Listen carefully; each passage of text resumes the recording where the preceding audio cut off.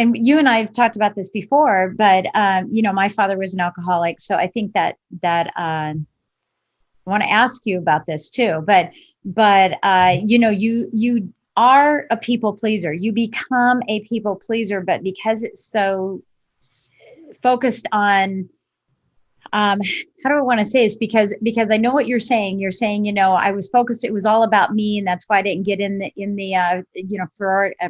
sorority. That was a sorority and a fraternity at the same time. In the fraternity, I didn't get in it because I was all focused about me. I wasn't focused on other people. But the bottom line is you were focused on other people, what they thought of you, what they judged of you, because you came from this background, you kind of covet it. You don't want anybody to see it. That's right. I mean, that's how I was. I was like, ooh, I don't want anybody to see this other side. So I'm going to really focus on them. But technically, you're focusing on yourself because you're hiding from it, And I think, the challenge of coming from or going from victim to victor, is multiple ceilings. So the question I have for you is that, one of the things that I learned from Al-Anon is that we do walk around with an alcoholism of sorts, and we have, these weaknesses that we will lean to in a bad situation, right? So it may not be the actual drink, but there is some type of alcoholism. Do you feel that you had something at some point in time prior to you, becoming a self-help junkie, which is not your alcoholism? It may be a new direction, but do you feel like you had something that you had, growing up, or until you realized that?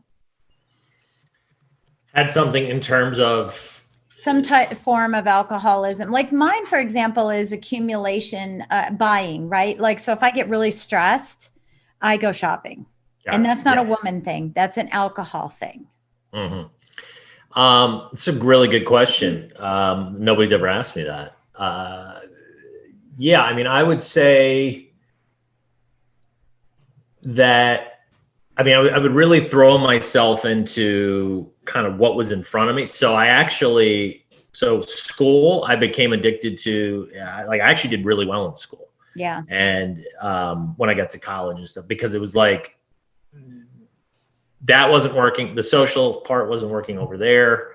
And, this isn't working over here. And my mom's screaming at me, and my dad's off. I didn't mention this earlier, but he went abroad overseas for many years. So it was, and my sister was actually like one of the cool kids, and she got in with this older crowd, and I'm her younger brother. So that wasn't happening.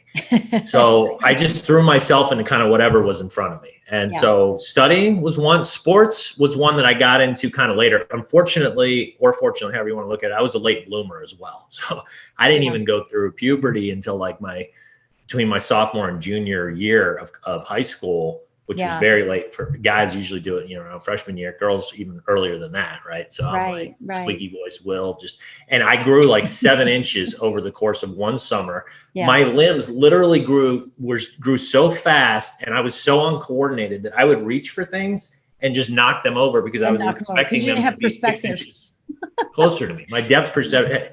That